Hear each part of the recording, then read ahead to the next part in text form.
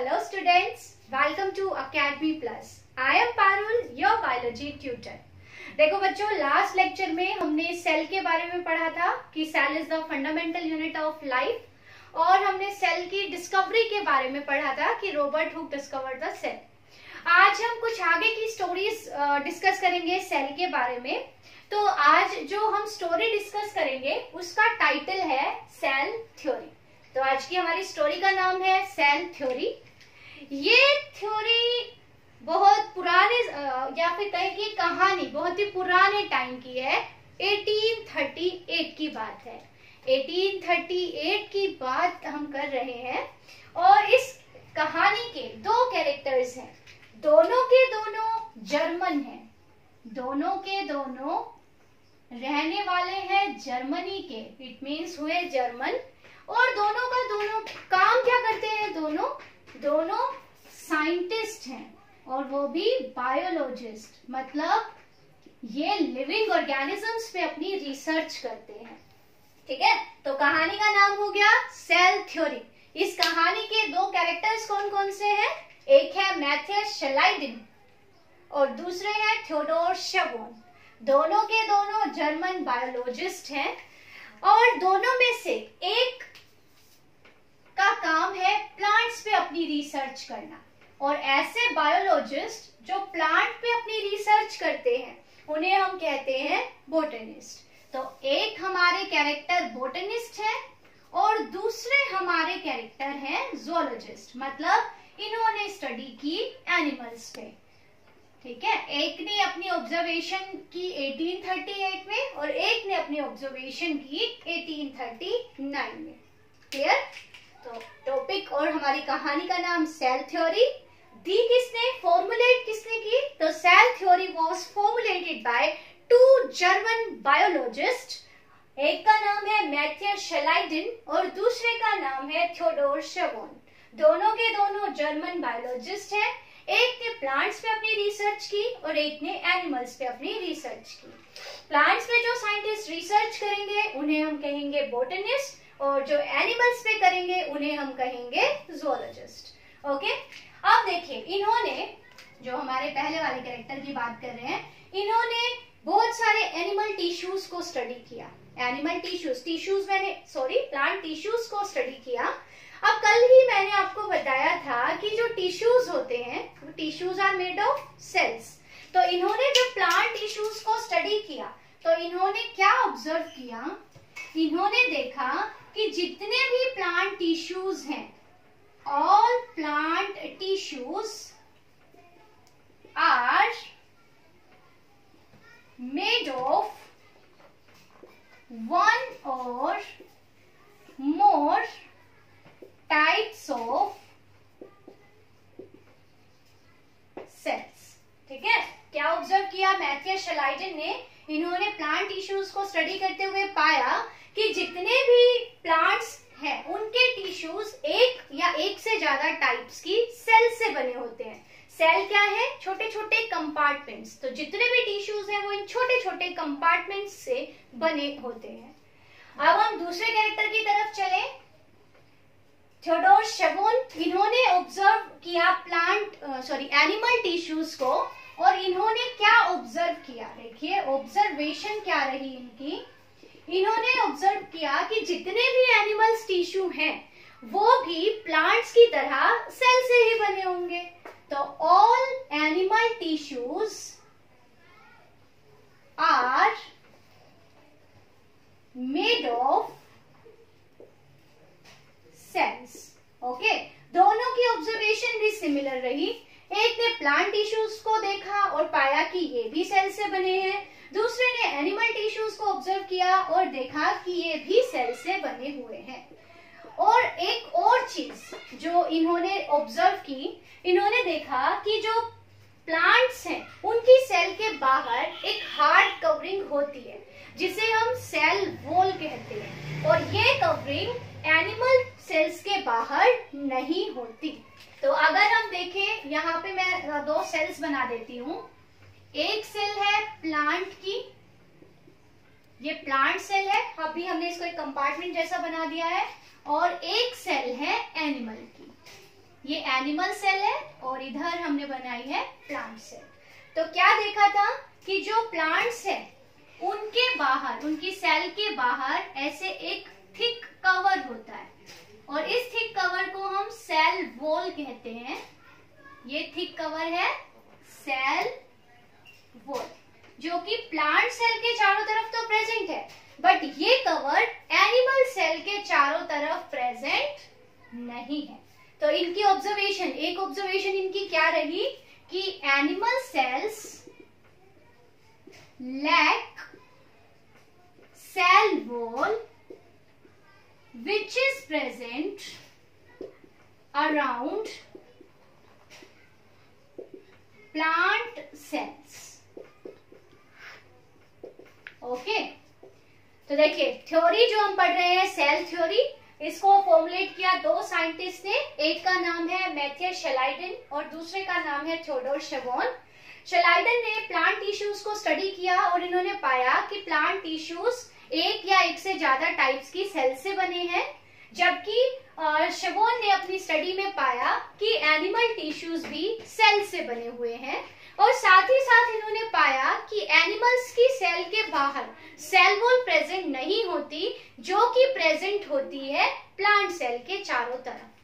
अब एक दिन इन दोनों की मुलाकात हो गई, दोनों की मीटिंग हुई।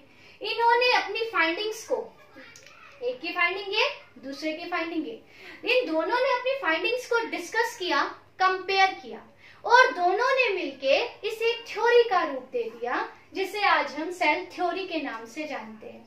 तो दोनों ने, देखिए दोनों के जॉइंट एफर्ट से, मतलब इन्होंने जो ऑब्जर्व किया और इन्होंने जो ऑब्जर्व किया, इन्होंने इससे डिस्कस किया, इन्होंने इससे डिस्कस किया, दोनों ने अपनी फाइंडिंग्स को कंपेयर किया और कंपेयर करके दोनों ने क्या पाया कि भाई एनिमल्स हो चाहे प्लांट्स हो या चाहे कोई दूसरा ऑर्गेनिज्म हो, सभी के सभी किससे बने हैं?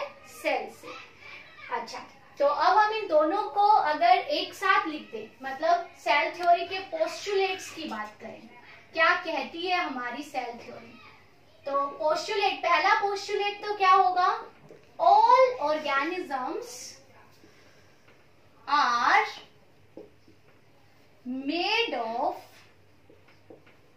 सेल और इट्स प्रोडक्ट्स।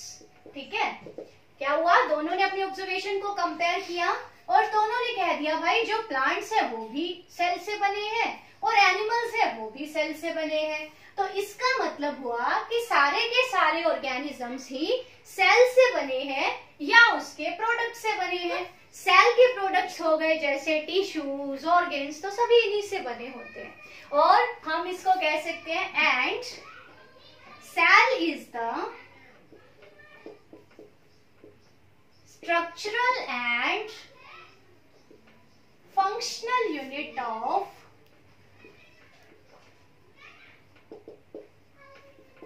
all organisms।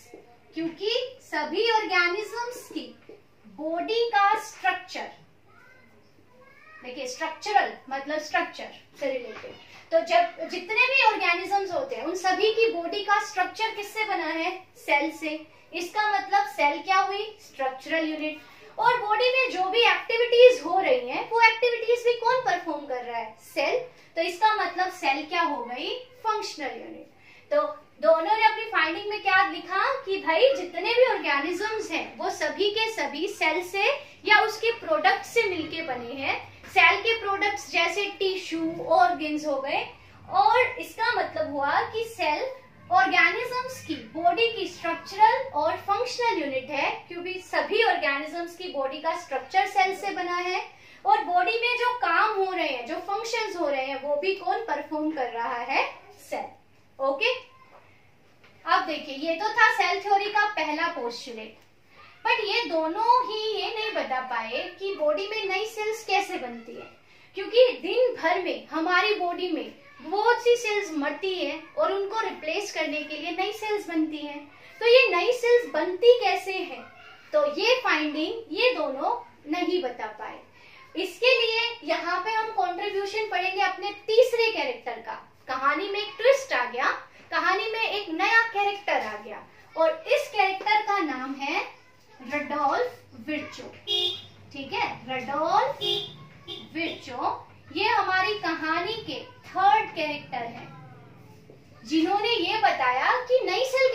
बनती हैं?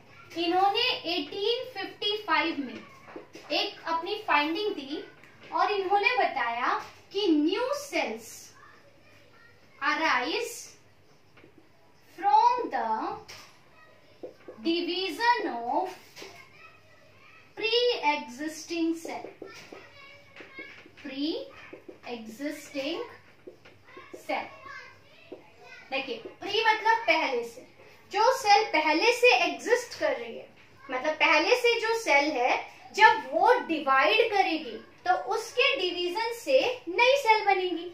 इसका मतलब जैसे मैं ये सेल ले लूं, भाई ये एक सेल है, ये ब्रेक हो जाएगी मतलब डिवाइड हो जाएगी और इसके डिवीजन से ये दो नई सेल्स बन गई। तो ये सेल एग्जिस्ट नहीं कर रही, अब उसकी जगह ये दोनों सेल एग्जिस्ट कर रही हैं। अब ये सेल ग्रो करेगी, इसका साइज बढ़ेगा और अल्टीमेटली ये भी ऐसे दो भागों में डिवाइड हो जाएगी और इससे फिर दो नई सेल बन गई। तो इसका मतलब है जो पहले से एग्जिस्ट कर रही सेल है, जब वो डिवाइड करती है तो उसी के डिवीजन से नई सेल बनती है। तो इन्होंने भी अपने पोस्टुलेट को सेल थ्योरी में इंक्लूड करके सेल थ्योरी को मॉडिफाई कर दिया। तो अब सेल थ्योरी में हम दो पॉइंट्स पढ़ रहे हैं। एक पॉइंट तो कंबाइंड एफर्ट से बना है। किसके कंबाइंड एफर्ट से? शलाइडेन और शवोन ने। उन्होंने बोला कि सारे ऑर्गेनिज्म सेल से बने हैं और रडोल्फ विर्चो ने बताया कि जो पुरानी सेल है जब वो डिवाइड करेगी तो उससे नई सेल्स बनेगी। और इस स्टेटमेंट को हम लैटिन में लिख सकते हैं ओमनिस सेलुला ई सेलुला। तो कई बार आपसे एग्जाम में पूछ लिया जाता है कि what is the mean of this statement ओमनिस सेलुला ई सेलुला। इस स्टेटमेंट का मतलब क्या होता है? तो देखिए, जो हम अभी पढ़ रहे हैं कि जब पुरानी सेल डिवाइड करती है तो उसके डिवीजन से नई सेल बनती है। इसी फाइंडिंग को अगर हम लैटिन में लिखना चाहे तो हम उसको लिखेंगे ओमनिस सेलुला ई सेलुला। ठीक है, तो सेल थ्योरी के हमारे दो पॉइंट्स हो गए जो आपको याद करने हैं। तो अब हम इसी को रिवाइज अगर करें तो देखें कि सेल थ्योरी किसने दी। इसके दो मेन तो किरदार हैं हमारे जर्मन, एक तो बोटनिस्ट और एक जूलॉजिस्ट, थियोडोर शवोन जो कि जूलॉजिस्ट थे और मैथियस शलाइडेन जो कि एक बोटनिस्ट थे। दोनों ने अपने फाइंडिंग्स को कंबाइन करके बोला कि सारे ऑर्गेनिज्म सेल और उसके प्रोडक्ट से बने हैं। इस और सेल हर ऑर्गेनिज्म की बॉडी का स्ट्रक्चरल और फंक्शनल यूनिट होती है। लेकिन उन्होंने ये नहीं बताया कि नई सेल कैसे बनती है। तो ये बात बताई थी एक दूसरे साइंटिस्ट ने जिनका नाम है रडोल्फ विर्चो।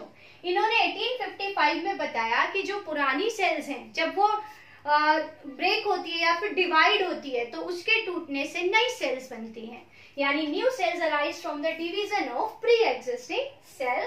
और इस फाइंडिंग को अगर हम लैटिन में लिखना चाहें तो हम लिखेंगे ओमनिस सेलुला ई सेलुला। तो ये है हमारी सेल थ्योरी जो आपके एग्जाम पॉइंट ऑफ व्यू से बड़ी ही इंपॉर्टेंट है।